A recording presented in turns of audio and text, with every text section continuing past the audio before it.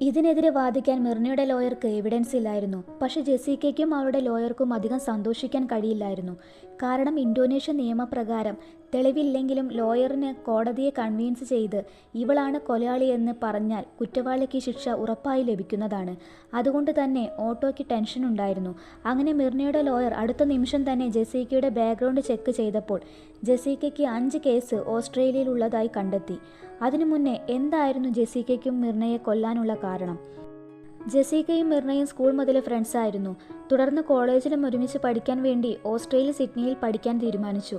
അങ്ങനെ പഠിത്തം കഴിഞ്ഞ് മിർന തിരിച്ച് ഇന്തോനേഷ്യയ്ക്ക് വരികയും ജെസിക്കയ്ക്ക് ഓസ്ട്രേലിയ ഒരു ജോബ് ലഭിച്ചതിനാൽ അവിടെ നിന്നു. അങ്ങനെ ജെസിക്കയ്ക്ക് അവിടെ പാട്രിക് എന്ന പയ്യനുമായി ഇഷ്ടത്തിലാവുകയാണ്. പക്ഷേ ഓരോ ദിവസം കഴിയും തോറും പാട്രിക് ഒരു ഡ്രഗ് അഡിക്റ്റ് ആണെന്ന് മനസ്സിലാക്കുന്നു. പക്ഷേ ജെസിക്കയ്ക്ക് അത് അത്ര പ്രശ്നമല്ലായിരുന്നു. അങ്ങനെ ഓഗസ്റ്റ് 2015 മിർനയുടെ ബർത്ത്ഡേക്ക് ജെസിക്ക ഇന്തോനേഷ്യ